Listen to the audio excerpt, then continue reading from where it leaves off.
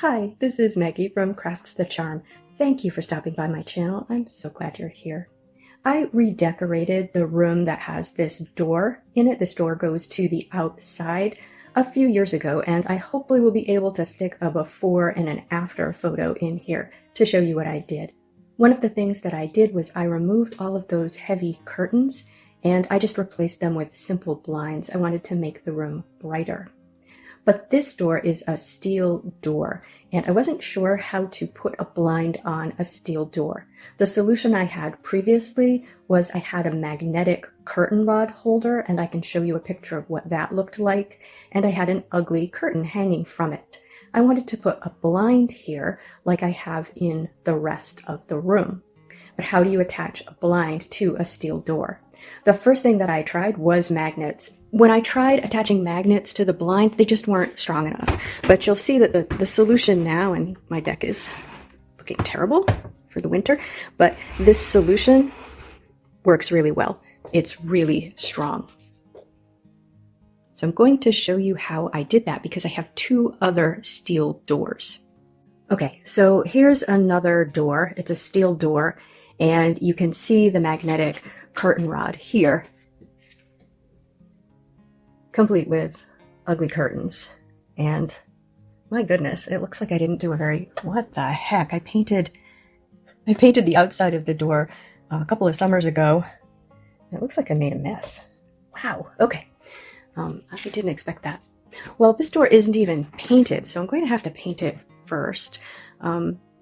When we had these rooms built, we did the painting to save money, and then we had a health crisis in the family and we never finished the painting. Most of the rooms we finished.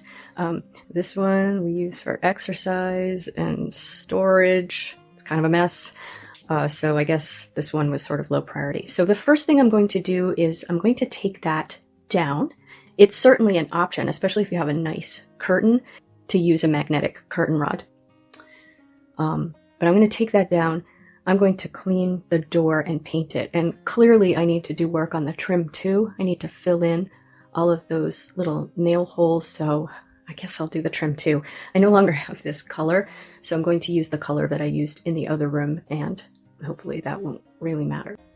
So I'm using this DAP DryDex spackling. It's pink, but it turns white when it dries. But mine is a little bit old. So, and I'm just going to use my finger. I find that easiest.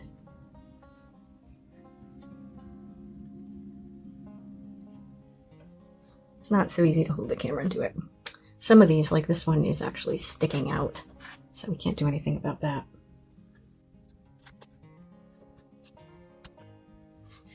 So I do that by feel. It feels smooth. And then, like, let's see. Boy, these are not sunk, most of them. So that's basically it. I'm just going to go around and do that for the whole thing. Don't need to make you dizzy with that. I remember when I was young and we first got this house and we were painting all the walls. I used to wish, I guess, think that paint would like fill in a gap like that. But of course, paint is not going to fill that in. So if you want it to look like seamless and smooth, you need to fill it in, and you need to get everything as flat and perfect as possible before you paint. The painting itself is the last step. It's not that big a step. It's the prep that's important. And frankly, I don't find it very fun. And my advice to anybody doing a home improvement project is, as soon as you feel like cutting a corner, stop for the day, pick it up again the next day. You don't want to cut a corner. Alright, so here's where we are after spackle. It's just a little bit hard to show because of the light coming through the window, but over there and over here and up there. So I'm going to let that cure. Let's see what the package says. Okay, Okay, so that should be, it says, ready to be sanded or painted in 1 to 5 hours. So next step is going to be sanding, then cleaning, then painting. Okay, I have some sandpaper. I'm going to start with a 220 grit and see if that's good enough.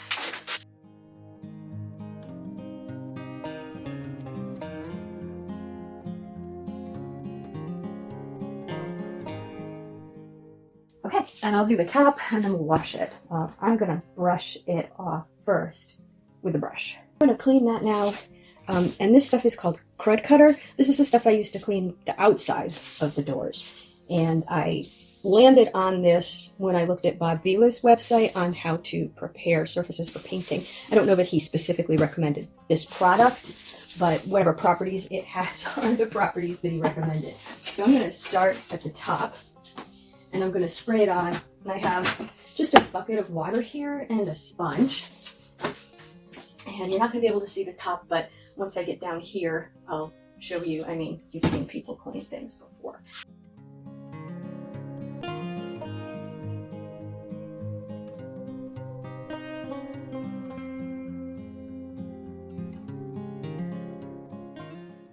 Okay, I'm going to rinse that with some clean water, and then we're going to let it dry. So we're sort of at the drop cloth and taping portion of this. And the last painting project that I did, I used this frog tape. It's supposed to be so great. I didn't find it much different from the like Scotch blue tape that I usually use. But we'll be using that. And then Mr. Crafts the Charm sometimes tests things for Amazon. And he has this, it's called pre-taped masking paper. So it's taped like with the drop cloth attached. So we're going to give that a try. It's very thin, the paper. You can see it's quite thin. And that's the sticky part of the tape. So that's also kind of thin. I thought that maybe I would try this on the threshold there. And I was thinking maybe also in the window. So let's see.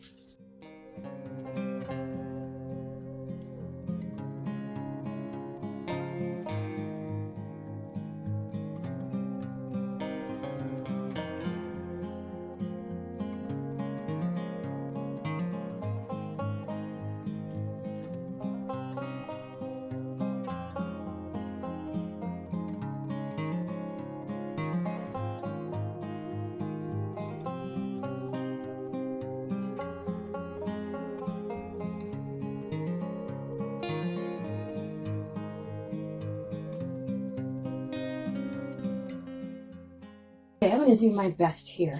The paint has been sitting in my basement for about 5 years, and it's thick. It seems like some of it has evaporated, so we're going to do our best.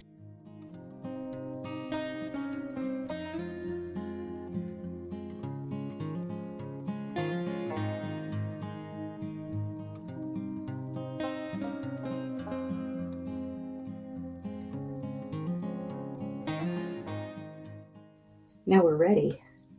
I have my blind here. Oh, that's upside down. And the next step is to hold it up. Honestly, I don't know what's the front and the back of this blind. On this side, it's got a little ridge here. And on this side, it doesn't. I'm feeling like this is the back. And I'm assuming these are symmetrical. So I'm going to mark on the back. I'm going to hold it up. And I have a Sharpie here, and I'm going to mark on the back where these screws are.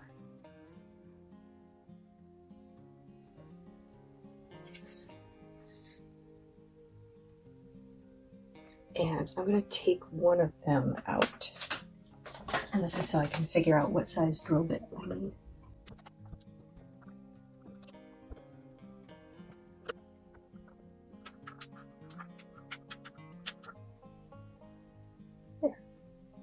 Or we can take them all out, but we really only need one at this stage. Okay, so here are our marks, and the most important thing is that they're level. We don't have a lot of space here. I think that the screw is going to fit in there. Yeah. It's not going to be fun to screw that in. The other one I did was a different brand and it was taller. Okay, so that's about 15 millimeters. So let's see. Don't know if I'm going to be able to be that precise anyway.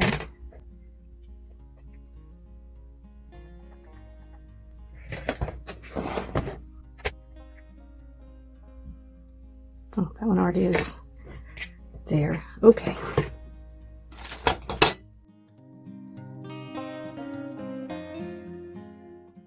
Seems like it'll do it. Ooh, that's even still a little small.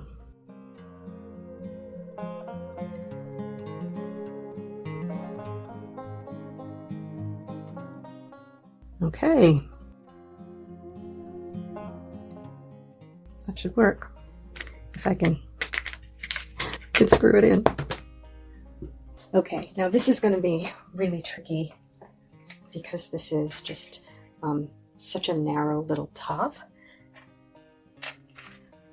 But let's see.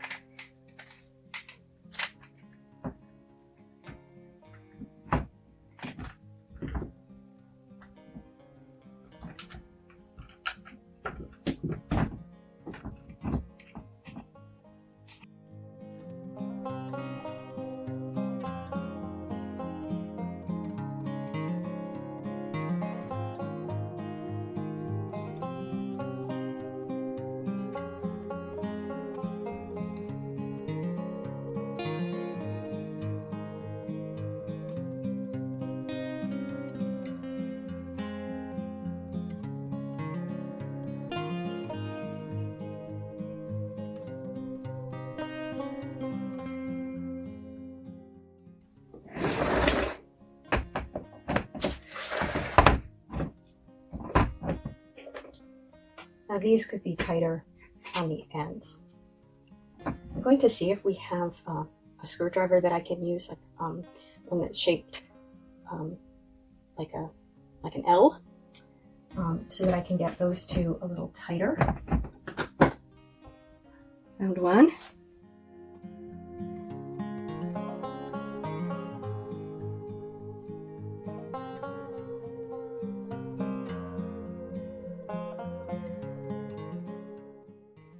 There. I'm gonna remove all of the tape. Usually I wouldn't leave it after the paint had already dried, but I wanted to keep the window blocked. And so I'm gonna get my knife so that I don't pull any paint up, remove all of the tape, and then I will show you the finished door. So here's the finished door. What do you think? Let me show you that the blind works. Very easy. Well, maybe you have your own way of putting a blind on a steel door. If so, I'd love to hear about it in the comments. If you liked this video, please give it a thumbs up. And if you enjoy this sort of content, please subscribe to Crafts the Charm. Thank you for spending time with me today. Take care.